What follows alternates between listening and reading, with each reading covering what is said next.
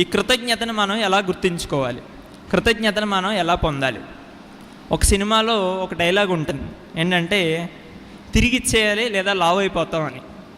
అందరూ వినే ఉంటారు, తిరిగిచ్చేయాలి లేదా లావు అయిపోతామని. మనం ఏం పొందినా కానీ మనం సమాజానికి మనం దాన్ని తిరిగి అందింపగలగాలి. మనకి సృష్టిలో మనం జీవించగలగడానికి వాతావరణం, పంచభూతాల సమతుల్య స్థితి మనకి భూగ్రహంలో లభిస్తుంది.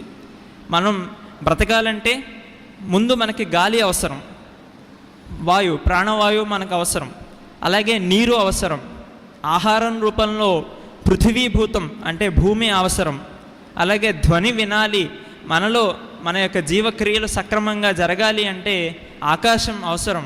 ఇలా పంచభూతాల యొక్క సమతుల్యత ఉన్నప్పుడే మనం బ్రతకగలుగుతున్నాం. అందువల్ల ఈ విశ్వానికి కూడా మనం కృతజ్ఞులమై ఉండాలి, పంచభూతాల కృతజ్ఞులమై ఉండాలి, ప్రకృతికి మనం కృతజ్ఞత చెల్లించాలి.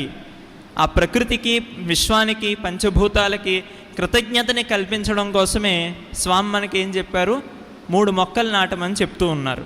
అలాగే పర్యావరణాన్ని పరిరక్షించుకోమని చెప్తూ ఉన్నారు. ఈ విధంగా ఆధ్యాత్మికంగాను సామాజికంగాను మన యొక్క జీవితానికి అత్యంత అవసరమైనటువంటి ఒక సంబంధం దేని ద్వారా ఏర్పడుతుంది అంటే కృతజ్ఞత ద్వారా ఏర్పడుతుంది.